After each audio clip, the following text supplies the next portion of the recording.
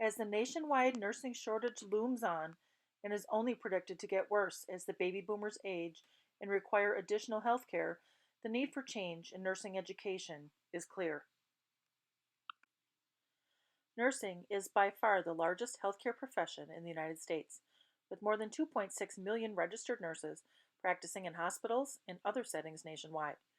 The Bureau of Labor Statistics projects that more than 1.2 million additional registered nurses will be needed to work in acute care hospitals, long term care facilities, community health centers, nursing schools, and other areas. Our current education system is not equipped to handle the increased number of nursing students to meet the demand of the shortage. It is important to take a brief look back at where we began in nursing education and where we are today to predict our needs for the future. Nursing education began in the late 1800s with the Nightingale apprenticeship model in the clinical setting.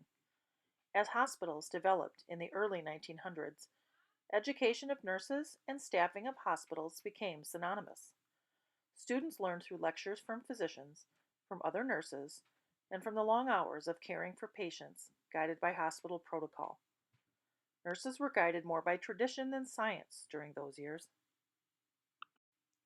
In 1948, Esther Lucille Brown published a study recommending that nursing education provide more education and less service to make nursing based more on science, and therefore more professional.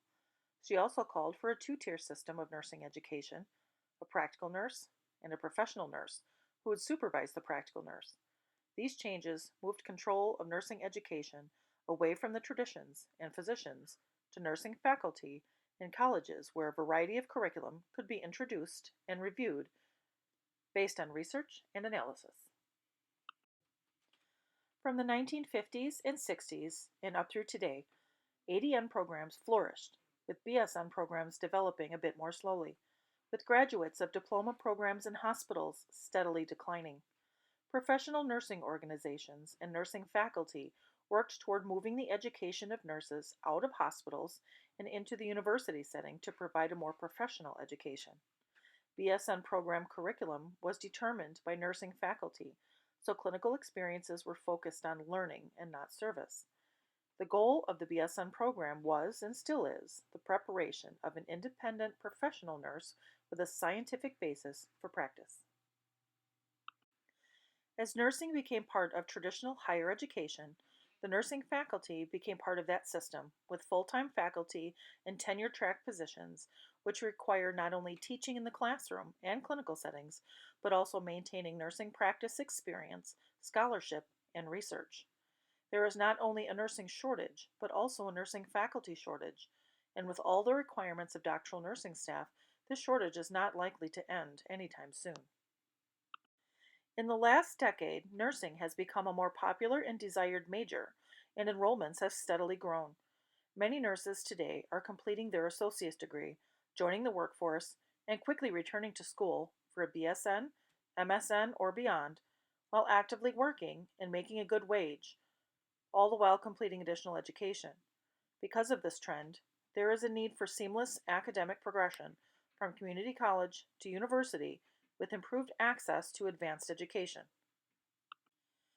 The Institute of Medicine's Future of Nursing Report of 2010 has recommended a goal of 80% of all practicing nurses having their BSN by the year 2020, since increased education has been linked in studies to improved patient outcomes. Many facilities across the nation, especially those going for magnet status, require a BSN of all new hires and a deadline to obtain it for current ADN staff. In addition, the nursing workforce should reflect the diverse population it serves, among other recommendations to improve the overall profession. How will nursing programs work to meet these recommendations? As with any major change or new curriculum development, a needs assessment should be conducted and, based on those results, bring the education to where the students are. Many students of today are very technology-based and do not thrive in the traditional classroom setting. Innovative ways to bring education to students should be explored. Using alternate presentation formats instead of only PowerPoint slides will be visually appealing.